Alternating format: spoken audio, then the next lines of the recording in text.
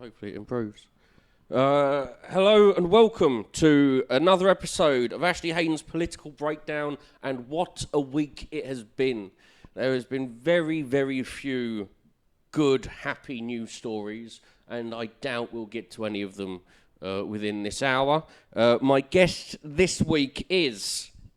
James Harris. Hello, lovely to be here. Fantastic. Now, let's start and hopefully quickly go through the coronavirus. I don't want to talk a lot about it, mainly owing to the fact that we're not fucking experts. I mean, we're not experts on literally anything we're going to talk about, but this one feels a lot more than anything else we're going to talk about, requirement of experts. I want to start with a good news story with regards to it. I say good, depends how you look at it. Morrison's are making immediate payments to its small suppliers and has reclassified 1,000 firms so they benefit to help deal with the cash flow problems caused by coronavirus. So this is helping around 3,000 suppliers, including 1,750 farmers. So straight away, that is a very good thing that they're doing. Should we be looking at more big companies doing this as an attempt to keep cash flow and companies not falling apart? Yeah, we definitely should. And there is some industries which is doing stuff like this. In terms of the freelance creative industry, which is obviously being hit by all this stuff as well. Large gatherings being banned, which quite good for us because it means all our gigs can go ahead. Yes. If large gatherings are banned, that's not going to be an issue for us. But I think Tracy Brabin MP, who does have a background in TV and things like that, she's compiling a list of all creative people who've lost lots of freelance work. You know, orchestras which can't tour and all this, yes. People who can't perform. So yeah, I think this stuff is all great. But in political terms, it's quite interesting, isn't it, as well? And if there is one aspect we can talk about with the tiniest bit of authority, it's the political after effects of this. If you're going to start giving people sick pay, compensation, better social protection, maybe when this all clears over, which it will do eventually, people are going to be, well, why can't we have that all the time? Well, the question comes very much with where the money comes from. Particularly this week. This week in the markets has seen absolute chaos. Monday, Thursday, big days for falling. So, I mean, what we've had in the thing is the most dramatic week and since the financial crash. Now, I used to previously work in the city, work in foreign exchange.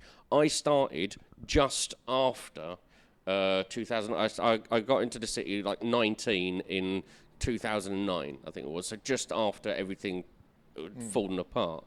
So I've never been involved in something this utterly dramatic that's going on. I mean, the losses you're looking at. I think the FTSE was down something like 17% on the week, and you're looking at the type of money there is billions.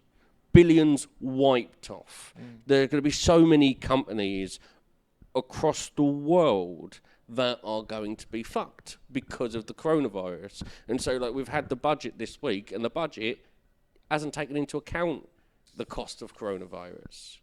So, suggesting that we should give money, and we should do, it's how much debt are we going to get in for it, and is it worth doing that?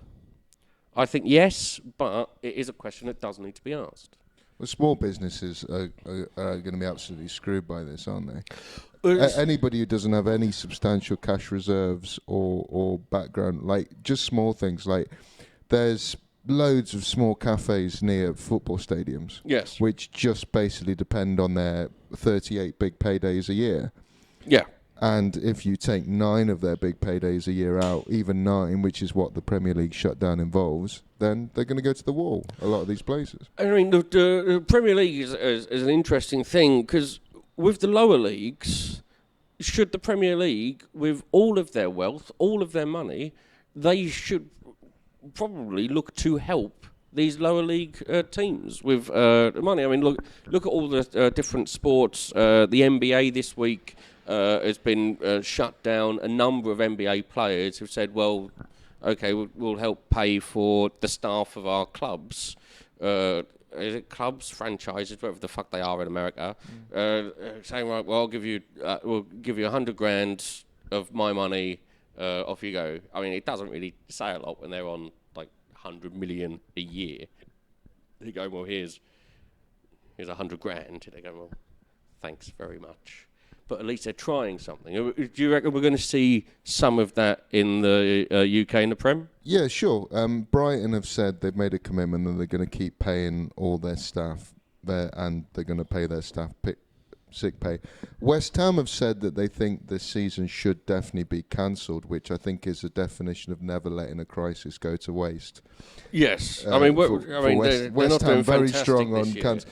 David Moyes is in self-isolation as well. I hope when he emerges, he's converted to attacking football.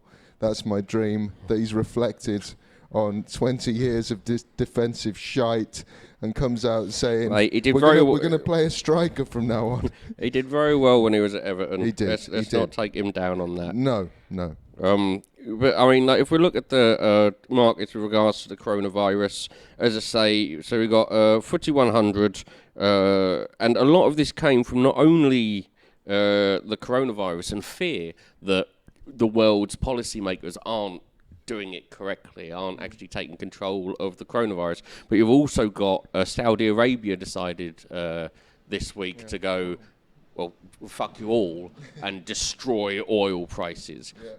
It's interesting. Oil went down to, Brent crude went down to, I think it was $31, which is as low as it's been in a long time. And US crude went down to $27, and it was because it's such a childish thing, because they wanted to do a deal with Russia to Russia turned down a deal from OPEC to not put as much oil into the market to control the price a bit more, and Russia said no, so Saudi Arabia went, right, well, we're going to put all of it in then.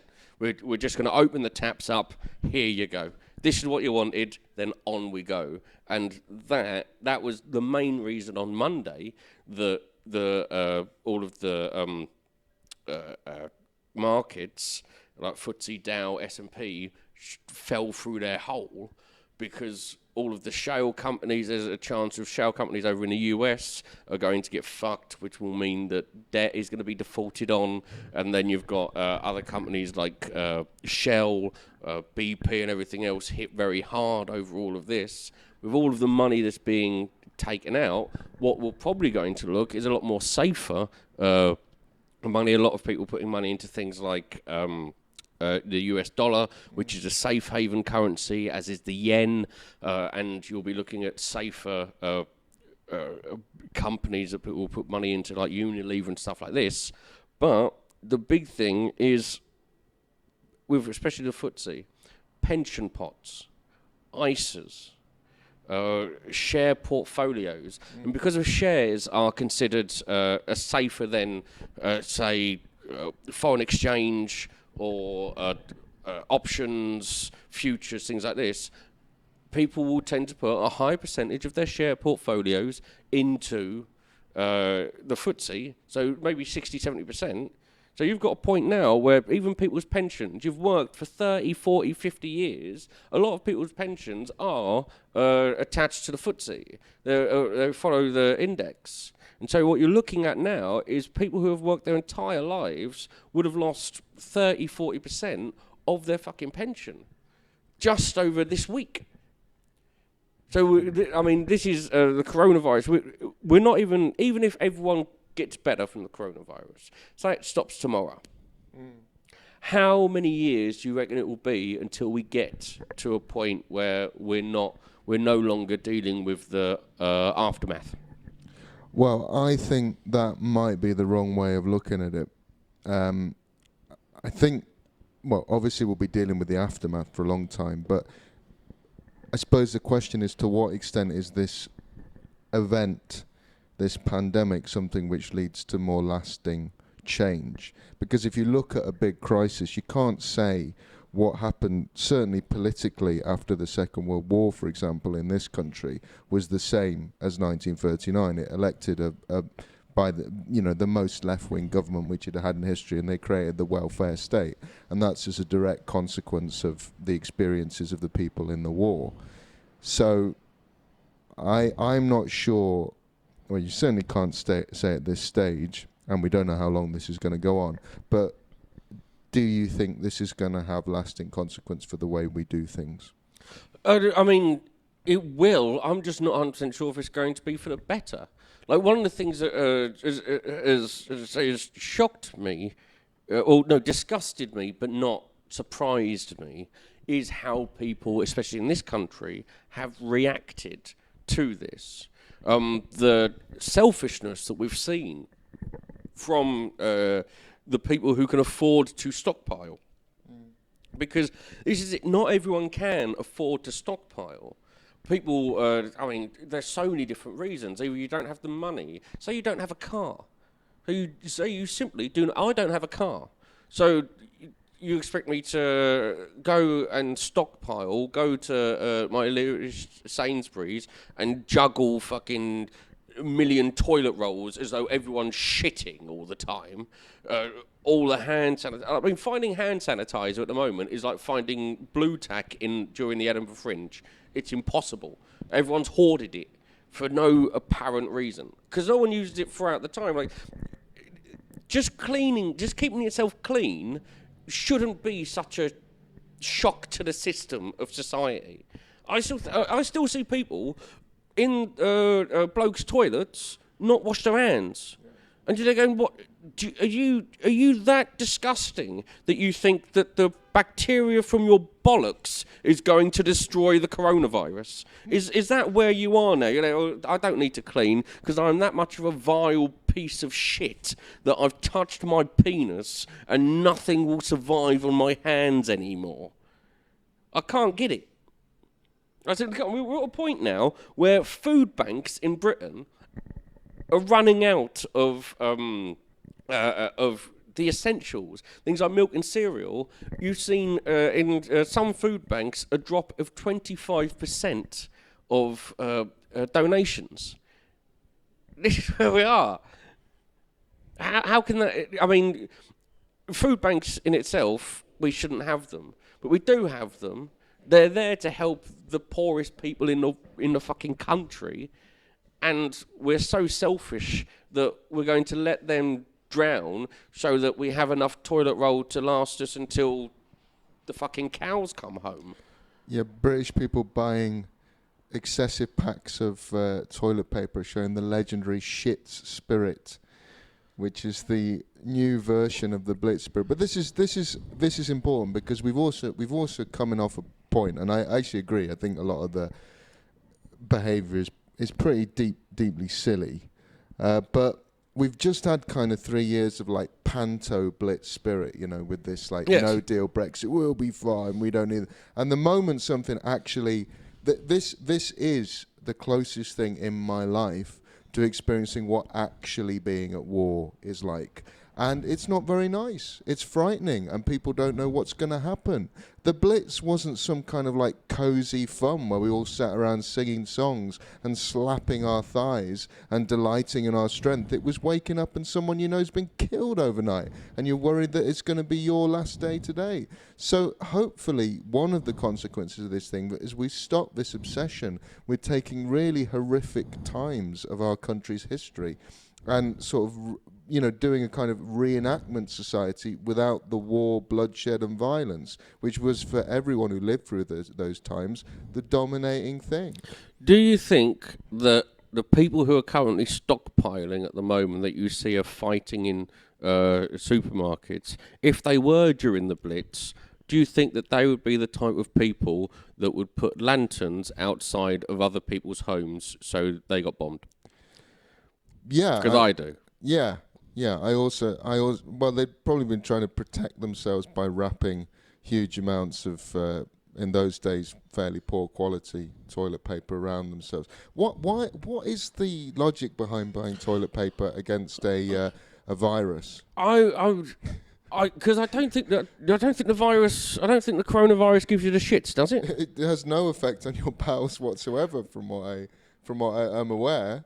I just don't know how much toilet paper these people are using and what maths they've worked on. They go, right, so let's say I'm going to be home for 2 weeks. Yeah. So per day, I use 17 toilet rolls normally because all I eat is fucking gummy bears and laxatives. So all I'm doing is shitting, and it takes me 98 days to actually bran. wipe me Just ass. vast amounts of bran. It's just I'm not sure what these people's fucking what these people's diets are. To think like if you're self-contained for 2 weeks, because everyone said that supermarkets have said that we're not our supply chains are not stopping. We're not running out of stuff. So stop panicking.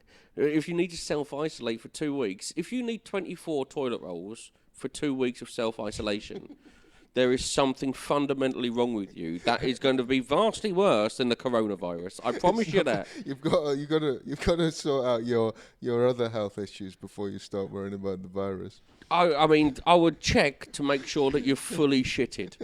Because if you're there just wiping and wiping and wiping, there's a good chance there's something wrong. I mean, your lungs may have actually fallen out of your ass at that point. If this is where you're at, it's madness.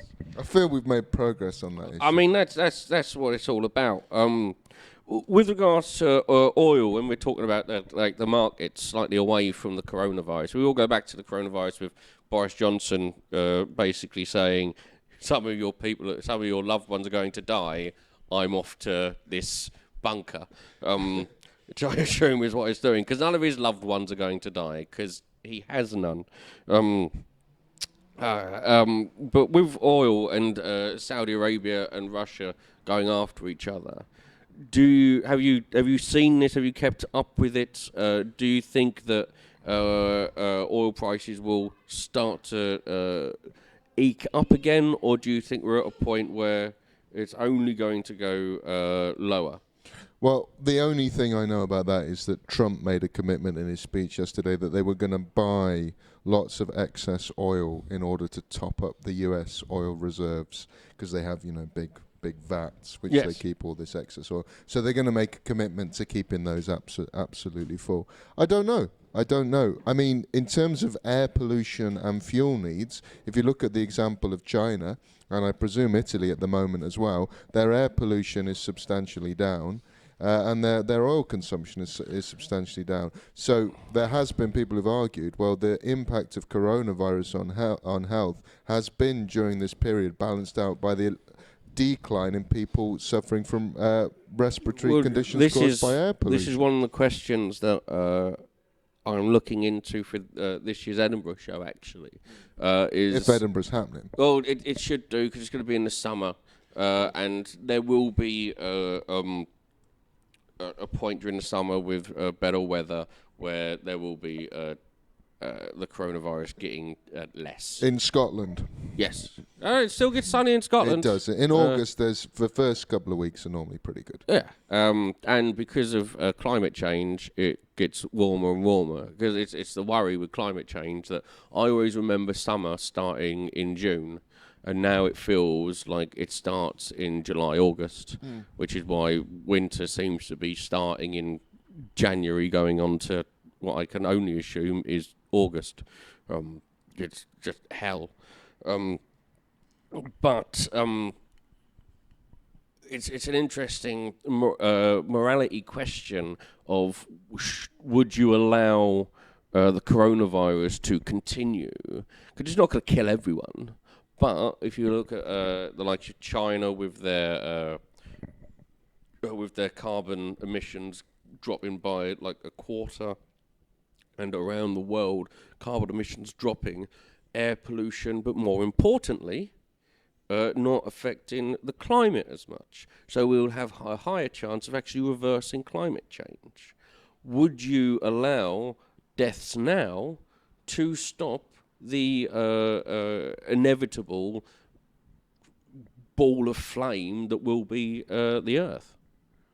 Well, I'm glad that I don't have to make those decisions. I mean, I'm not sure the people who are in charge of us are thinking in such stark terms. But They're not. But they are thinking in terms of the basic bet which our government has made is that you're all going to get this anyway at some stage or other. Yeah, it's too contagious. Yeah, but it's the herd thing, which frankly is bollocks. It's not. I mean, do you think that's the way going forward? The question I'm not sure about is another really important thing of how they're looking at this is they think all these places like South Korea and Taiwan and Japan and I suppose Italy now, although Italy has probably been a bit too late on this, when they relax all these restrictions, they think the virus will just come back because not enough people have built up any kind of immunity to it. Mm-hmm. And they're thinking that they don't want the virus to come back on a big second wave in the winter. And we have less hospital capacity than virtually all the countries I just mentioned because we don't fund our health system as well as they do. And we're not as rich as they are.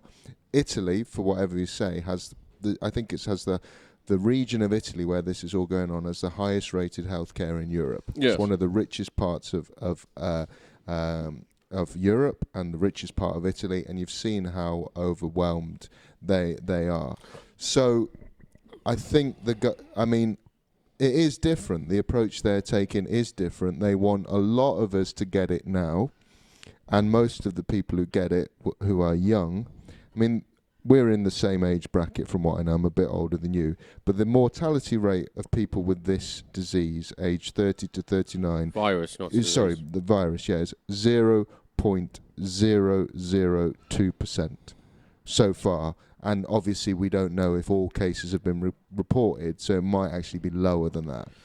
So they think that they need lots of young, healthy people like us, healthy-ish, to get it, build up an immunity to it, but then they don't know if you do build up an immunity, do you? You could get it again. Exactly, and I'm not 100% sure if I'd class myself as healthy, I'll be honest.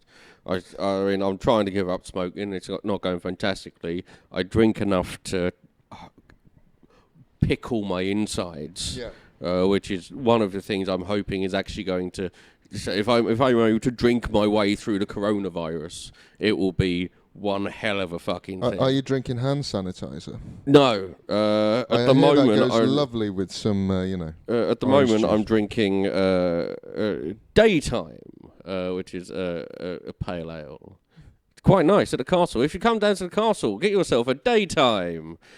Pete's just bringing one over to me now. He's bought me a lime and soda. He's a very good man. You're drinking lime and soda, and I'll be perfectly honest with you. I'm not happy with it. I do not expect people to be sober coming onto this. I'm disgusted, frankly. I'm sorry. I'm not a big drinker. There's only 2 reasons why you shouldn't be drinking on my show. One of them is that you have a problem with drinking, and the other one is you don't want to. But they are the only 2 reasons, and the second one I'm not particularly happy with.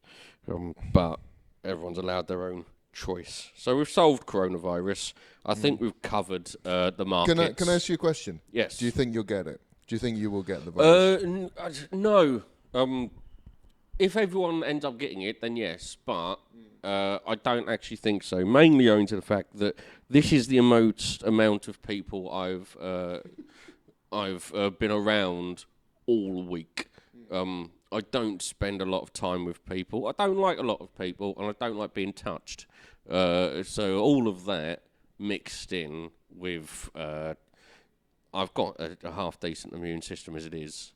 I don't tend to get ill. I don't lick random things. I've noticed that the statistics for a lot of African countries for this are extremely low. Yes. And I heard someone speculating it's because they've got such shit health systems over there. They've all built up fantastic natural immunity to a lot of stuff. I wouldn't look fucking too much into that. I mean, that seems like that seems like something that Twitter said. Yeah. Well, you can imagine what Twitter is like at the moment is incredible. It's just if a doctor says something, listen to it. If fucking Chelsea 42 for Trump says something, ignore it. Yeah, but it's like this. I've got a PhD, and this is why the government's wrong. And you look into it, and they've written like a PhD on trade union movements in the 1870s. Yeah. So yeah, okay, great, and I'm glad for your take on an epidemiology. Yes. Now, before we move on with it, police will be given powers to arrest coronavirus victims as the government unveils its new crisis plans. So authorities will also be granted powers to halt any vehicle, train, vessel or aircraft and close ports if immigration officers are struck down. What are you thinking with regards to giving police more powers? Are we going to find out as we move on that it turns out mostly black people have coronavirus, as the police are arresting all black people? Their new excuse for pushing racism further.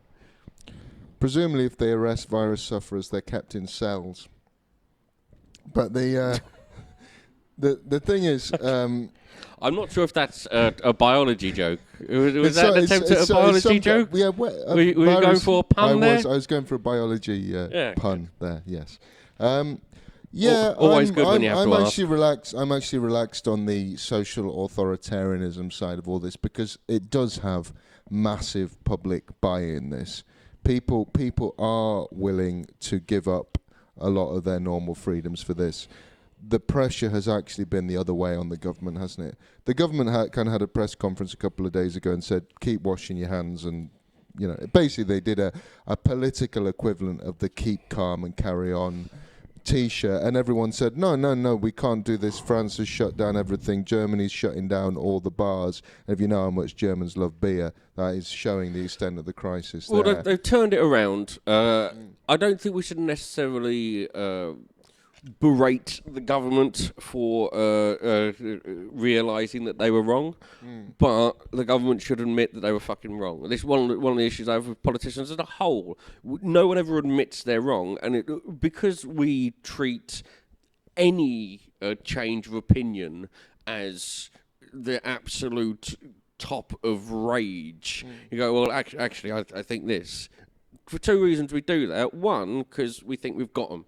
Oh, gotcha. Oh, you said this beforehand. And two, because when people change their opinion, they rarely go, I've seen new evidence. I was wrong. This is my opinion now. They just ignore anything they've said before. And so they go, but you said this. So if the government came out and went, how we originally looked to deal with the coronavirus was this, we've spoken to more experts, more people, we've got more information. This is what we believe should be going forward via the experts that we've spoken to. Fantastic. But they don't do that.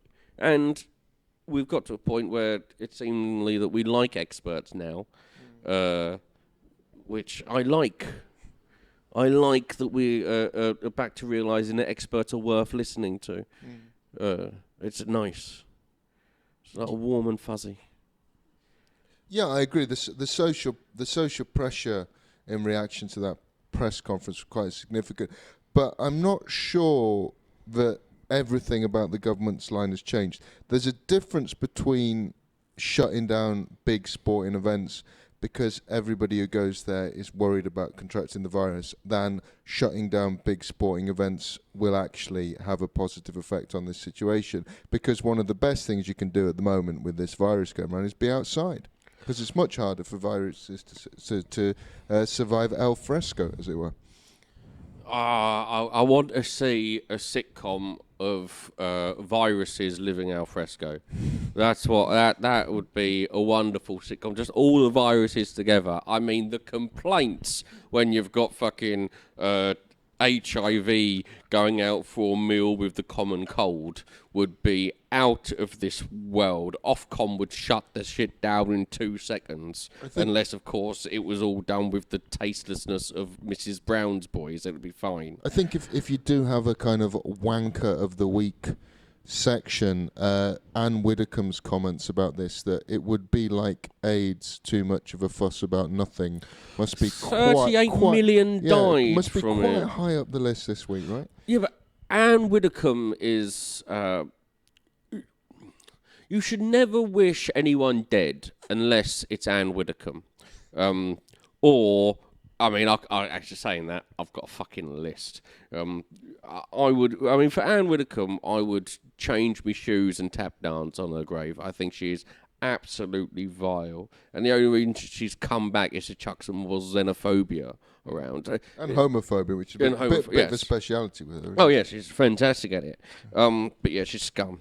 She doesn't deserve to be spoken about unless it's how she died lonely, realising that every choice she's ever made was a mistake.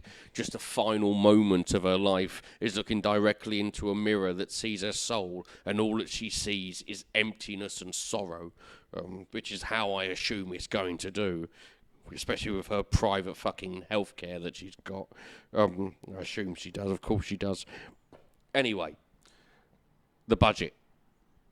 Were you excited? Were you turned on? Did it give you the horn? There's actually no budget in my political lifetime has given me the horn.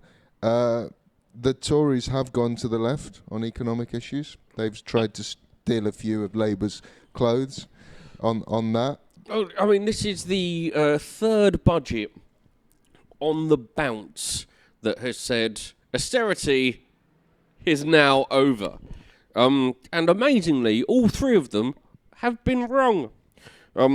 Seemingly because, Simon Wren Lewis wrote a fantastic point on this. And Simon Wren Lewis is always someone worth having a look at, a very smart economist. There's some fantastic people to look and follow with regards to all of this. But he pointed out that the problem with when we talk about austerity, it's such an encompassing word that worked for one thing at one time, but actually means now what it doesn't mean. So what we're talking about is cuts to welfare, cuts to services. That's what we're actually talking about when we say about austerity. And austerity isn't over with regards to cuts because they are still happening. They are still built in. They are still going to go along. So you've had the it's the first budget of Rishi Sunak as the Chancellor. Took a month for him to do it. I don't think it's his. I think it's Dominic Cummings' budget, personally. Well, and just to briefly go back to the virus, the idea that we all have to catch it and develop immunity does sound like a kind of Dominic Cummings. Think outside the box, man. Yes. What if we all get the virus? Then we can't catch the virus. Yes, because we've already got it. Yes. We got it, man. But you're dead. I know, but... So, according to the IFS, because this is the thing, it's been interesting with the budget to see everyone's reaction going, I actually really like that. That was actually really nice. What, the budget? Yeah, they go, no, that's quite left. That's quite left leaning. What they mean is that they're spending. That's what you mean by left leaning. They're spending on the right things. Well, that's a future aspect of whether or not all of this money is going to be used correctly. But that's the same with if Labour was spending.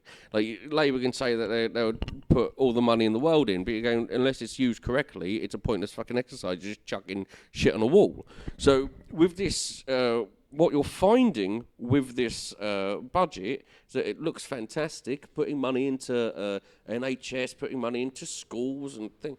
But you're still having the bottom third of society are going to be worse off.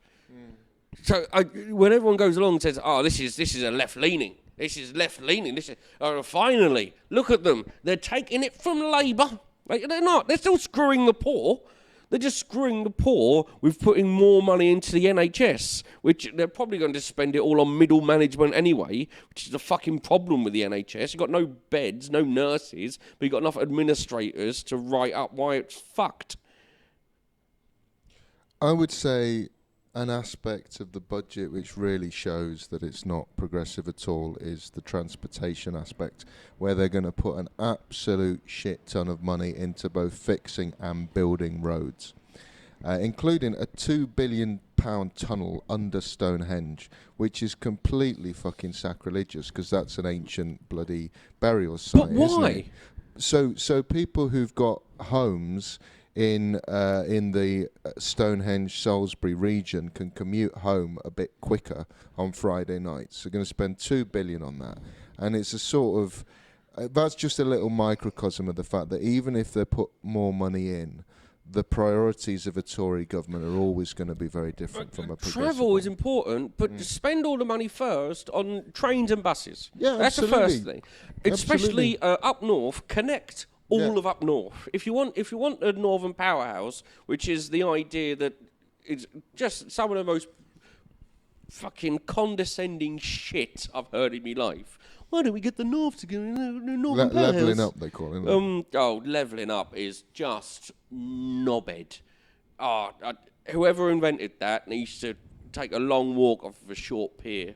But if you're going to, because the HS2 stuff, like coming from Manchester to London in like fucking 20 minutes or whatever it's going to be, lovely, wonderful. But why don't you actually make sure that you can get from Manchester to Leeds in decent time first?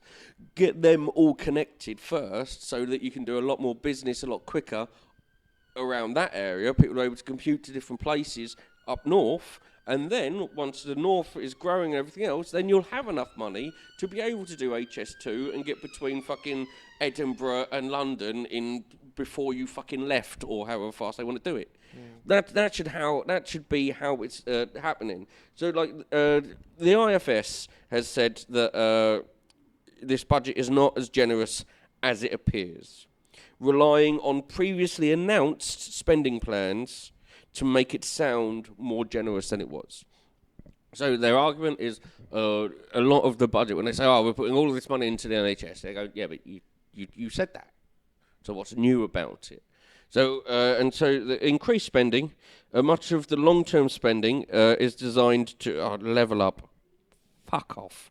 It is from previously announced measures like the NHS schools, defence and overseas aid and there's relatively little for other departments. All of this There's relatively little for apartments as well. The house building stuff isn't absolutely tip top, is it? No. So they're saying that spending per person for most public services will remain below the 2010 levels. Earlier, it was a couple of weeks ago, I think it was, we finally got to a point where wage was at the same level or slightly higher than it was in 2010. People took this as a big win. What do you think about us finally getting to a level above, just with wage, than we were in 2010? I think that the economy is facing the double whammy of coronavirus and Brexit, and I think that any gains at the moment are likely to be pretty fragile. I mean, we were already in a situation of pretty limited economic growth, weren't we, before this virus has come along? Well, it's been an age since we've had over 2% growth. Yeah. And this budget is predicted, like, I think I saw it was 1.4%, about 1.4% every year is predicted. Yeah. But that's presumably not factoring in the virus, which is going to lead to a recession. No, because the OBR, which is the Office of Budgetary Responsibility, they have downgraded the growth, and they downgraded the growth during the budget. So it's going to be like 1.1 and then 1.8 and then 1.4 and 1.4 and 1.6. Before the financial crash, we were regularly hitting 2% plus, which is where you should be for growth. And when I say regularly, I mean 100 years type of aspect. You had your recessions. Every 10 years, you tend to have a recession. That's what happens in the markets. So you tend to have a recession, but the growth from the recession, the recovery from the recessions tends to be, you're looking at 2% growth, 2% growth, 2% growth, something like that, 2.4, 2.3, 3, 4%. We have not hit 2% growth in like 10 years. Probably around 2008 when it all occurred. So you're looking at 12 years. 12 years of growth that we have not had previously. We are nowhere near the levels that we should be. And that is owing to an austerity that all of a sudden has been forgotten, but it's still been placed in. Austerity isn't done. Austerity isn't over. So, do you believe? Because I mean, we're looking at what's it got here? Outside of the Department of Health and Social, let's say words correctly, which has had protected budget, spending per head will still be 14% lower than it was before austerity began. How would you look at improving this? Save the country, James. Well, I think the country's facing just a very difficult situation, and even after this virus situation, there's the deal that we've got to transition out of our current status quo agreement with the EU. Now, just looking at it politically, the first thing I would do if I was the government is I'd have a quick word with the EU and say, can we extend this transition period for a couple of years? Yeah, they're not going to do that, are they? Well, they're not going to do it until they're pushed, but do you honestly think people will wear a year of coronavirus followed by a year of no-deal Brexit? I think that a big percentage, because, as I said, changing your mind is not something that's allowed. So there'll be people who will be there going, no, we can deal with this. I mean, there are going to be people who are going to be sitting on fucking thrones of toilet roll, but they're going to be the ones who go, no, we can still do this. I've got fucking, I'm so plugged up with Imodium that the only time I shit, I need all of these. And this is how they're going to be dealing with. But the political implications I just think the political implications for how this plays out are so uncertain at the moment. And I think our situation, it depends how popular the government is. This is the kind of stuff where governments hugely lose popularity in a quick space of time. Yes. Granny's dead, and it's your fault. I mean, that's. Yeah, but I mean, do you think we're actually in a place where governments can even lose, especially the Tory government? Because this isn't like people lose their jobs, MPs lose their jobs for fucking up anymore. It hasn't been like that since like 2016. We've seen so many incompetent, awful things, and we'll get onto it. One of the examples of this soon, because there's been a cunt come back, like a fucking herpes back again. But that's what there. Do you think that this current Tory party will ever be held accountable? Yes, I do. And I think you've also got to factor in the fact that we haven't had an opposition since 2015. We've had an experiment. We've had a social experiment. And that will change, because Keir Starmer is an intelligent guy, and when he wins the Labour leadership, he may not be able to get the Labour Party into a winning position. I certainly don't think he will, but he will be intelligent enough to hold the government to account. Maybe on a John Smith. Food. Yeah, I think or a Kinnock. I think Starmer will be the guy who gets them sorted out. Kinnock lost a fucking major. Yeah, he did. He also got... but you lost to Major. Yeah, but he started from a similar position in that he started from a 1983-2019 style defeat. Yeah, but you had fucking like four... it's just four... Thatcher won 3 elections, and then still he couldn't beat Major. Well, they thought that Thatcher would lose in 83 at one point, didn't they? But it was because of the Falklands War which shifted it round, and this is what's going on now is certainly a more significant business on a global scale than the Falklands War. I think Starmer is intelligent enough to hold the government to account. Yeah, I think he's a good orator. I think he's got... one thing that annoys with regards to Starmer, or the people who dislike him, to say, well, he's posh. They go, yeah, but... Mate, he's a lawyer, and he was a human rights lawyer. You're meant to be left-wing. Do you not want a human rights lawyer? It seems like the person that you fucking want, someone who's done pro bono work to help people. Well, isn't that the person that you want leading your left-wing fucking charge? If we are going to do background bingo, Starmer's background isn't particularly posh anyway. He's just worked his arse off, clearly. But I think I'm surprised that the left, I mean, such a large part of it likes Starmer, because he's basically competent, and he seems to want to actually win, which seems to be anathema to the left over the last few years. Anyway. I mean, the left haven't wanted to win ever. They've just worked with people who are more centre-left that did. The left don't want to win because then you have to actually make decisions. You have to make compromises. And that's where the difficulty comes. Yeah. How would you, and I think this is one of the major reasons that we look at the budget and we've got, you're making it cheaper for drinks. Yeah, we're happy. It's the old is he doing pint, that? yeah. I didn't know. Oh, he cut the tax. There was meant to be a tax and he didn't do it. So what about the tea policy, given this is a man pictured with an enormous, excessive bag? I don't think he mentioned, I hope he didn't mention the tea. I didn't watch it because I didn't want the fucking jokes. If he was thinking straight, he probably should have banned Tetley's and discounted Yorkshire. I felt so sorry for Yorkshire tea when that happened because although there was a perfect point in it where whoever was running their social media just said to one of these mad cunts going after a fucking brand, "You're shouting at tea, so this is what you're doing." It was a good moment, and politically, if Pol Pot, Mao Zedong, Stalin, and Hitler had all been pictured drinking Yorkshire tea, I would still continue to drink it. It is that important to me to have a cup of Yorkshire tea. I'm a Tea Pigs tea man, okay. But it's very full good. of class. Very good, very good. Yeah. So the accent means that I'm allowed the occasional middle class thing. Yeah. I go for Tea Pigs tea. Yeah.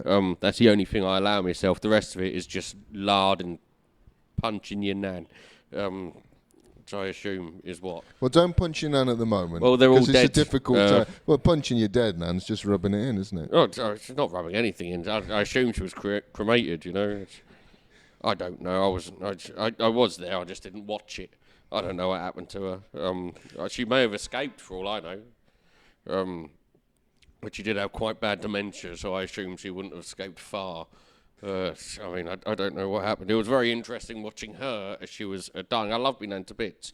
It was very interesting watching her with dementia dying up against a brand new baby, and they're all and they go, who knows less at the moment?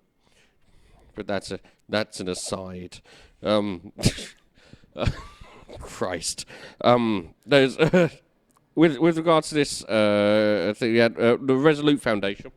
Always interesting to listen to, have said that households with incomes just above the bottom 10th will be eventually be £2,900 a year worse off on average, thanks to benefits and tax changes since 2015, with £900 of it yet to come as a result of welfare policies. So this is where I'm talking about with austerity. It's still happening, still going along. How would you set up explaining to people that this is happening? Well, I mean, the fact that people have sort of allowed it to happen, I think there was this narrative of benefit scroungers and benefit street and all this kind of stuff. Yes, but what would you do to stop it? What would I do to stop it? How would you change it? How would you describe it to people? What would you do? Well, I think, that's why I said the requisite to do that is an increased level of empathy with people. How are you going to give people empathy? Oh. I mean, frankly, there are times I can't give a fuck. I certainly can't give empathy all the time. Yeah, but I mean, I feel that there is more empathy in the general population than there is in the Tory party. Yeah, but that means fuck all when the Tory party are in with a majority. Well, we've got to get rid of them, then, haven't we? Yeah, but you've got 5 years. So how are you going to, in the next 5 years, how are you going to explain to people what's going on? What are you going to do? I'm going to keep it simple, I think. Yeah? Yeah, I think you got to keep it as simple as possible, and I think you got to get back to first principles. Talking about simple, now you're here. Chris Grayling's back. The most simple man in fucking... I mean, he's King Canute if he turned everything into a pile of shit. Who's the American Chris Grayling? Who's the American equivalent of the persistent ministerial floater? The guy who keeps coming back. Carrot Top? Despite manifesting... probably Carrot Top's quite good. More comebacks than Jesus. Well, Jesus hasn't made a comeback, has he? That's the issue. Not that we know of. Not that we know of. Jesus, some might be showing up soon. I don't know. I don't know, Madonna. Someone who's just done... I mean, at least Madonna did some good things in the 80s. Yeah, Madonna's a great singer. I don't think... Grayling might have done good things. I mean, like... If I was to compare something of Chris Grayling to something in America, it would probably be school shootings. They just keep happening. Yeah, they keep happening. We're not 100% sure why, and no one seemingly wants to stop it. Yeah. But Chris Grayling has been appointed the head of the Intelligence Committee that will decide how, when, and if to release the report into Russian interference in the UK. Into UK democracy. That's a marvellously simple job, isn't it? You've got to make one decision. So presumably he goes to an office every day, looks at the report and thinks, not today. The first question is how? How has Chris Grayling continued to get any job that doesn't involve being kicked in the bollock? You think he's monocred? I think that if I had Chris Grayling and I had to give him a job, it would be as slow in traffic in fucking Raleigh or something. Like an absolute, he would be a sleeping policeman that I didn't tell anyone was there. So how has he managed to continue to get work? Charisma, I guess. Sheer animal charisma. Have you seen him? Yeah, I have. Yeah. Is there ever going to be a time where society stops being so nepotistic? Well, it's not when we've got a ruling class, which is effectively what the Conservative Party is. I mean, it's incredible, really, because in the last 5 years, they have metamorphosized into a completely different party in order to retain power. I mean, they've got rid of a lot of their old guard, the moderates. Expelled them from the party, or said if you're going to stay in, you're going to toe a completely different line. I mean, they've done that just to retain power. That's the only reason. So while we have a political system which, from its electoral system to the way it divides honour and status, is basically designed to maintain one particular party in office, you know, the political wing of the British ruling class, then no, it won't get any less nepotistic.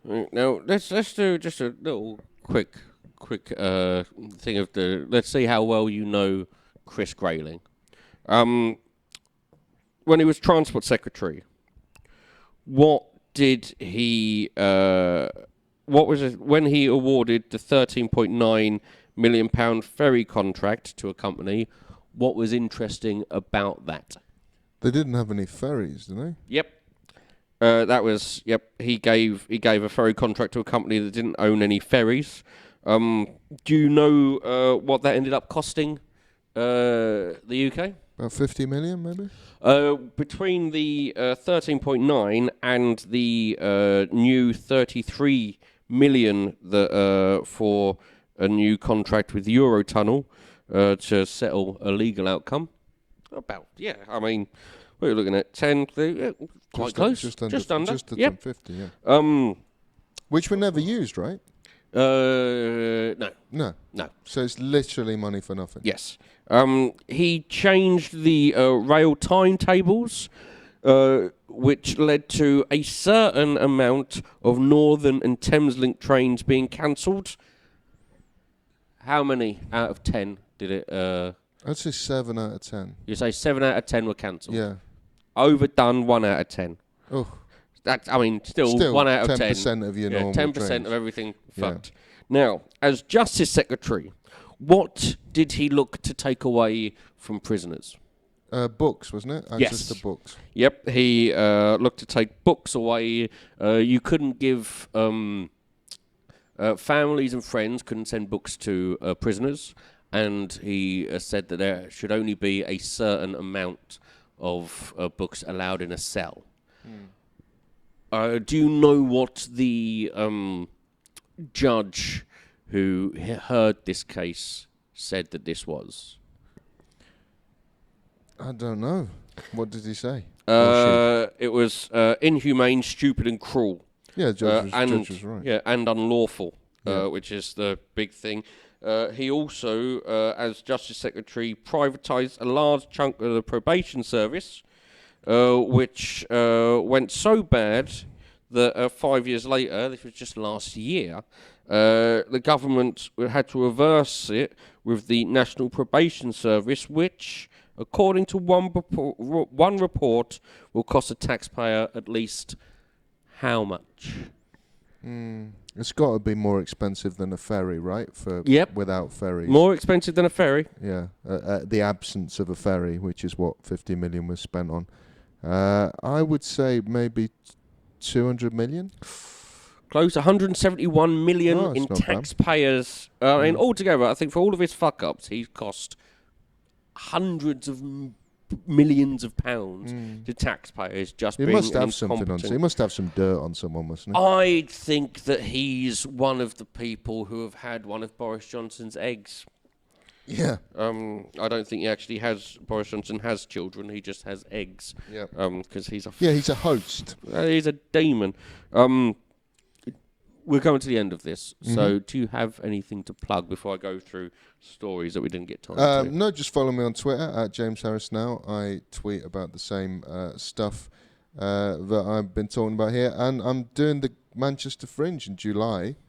If it goes ahead, yes. If it goes ahead, Hopefully it does. Hopefully you'll it does. see me in my hazmat suit, rolling out the funnies. Yes. What's it called? It's my show. It's my solo show, The Palace of Earthly Delights. It's a political comedy story. Oh, very nice, very nice. Right, news that we didn't get to. The Court of Appeals has ruled that a person cannot have a passport with their gender unspecified.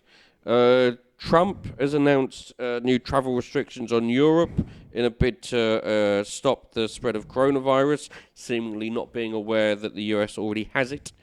A new study by the Independent Inquiry to Child Sex Abuse has said that social media companies should be forced to pre-screen all uploaded material to help law enforcement agencies cope with the explosion in online child abuse in the UK. Was one of the stories I wanted to get to, but we do not have the time now because it's interesting. With that story, you've also got freedom of expression groups have launched a list of digital predators, ranking what it is claimed are the worst 20 offenders by cyber censorship and orchestrated online repression. So those two together make for a very interesting argument into where regulation of internet should go. The list is fascinating as well. If you can look at it, it's it was published by the Reporters Without Borders. Very interesting to see how they work in. You've got places like Saudi Arabia, Russia, Germany, Switzerland, Italy, US. It's very interesting to have a look at that. That's pages of written on that. What a waste of my time that was.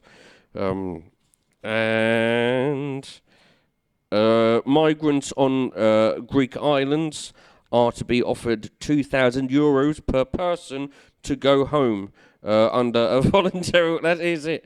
Under a voluntary scheme launched by the EU in an attempt to ease desperate conditions in camps. There is already a version of this, but this particular one is 5 times as much as previous. Got Chris Grayling. Got in England and Wales, children as young as 10 can be convicted of crimes, which is the lowest minimum of any EU state and potentially should go up. And I think that is all of the stories that we have. I want to thank my guest, James Harris, and goodbye.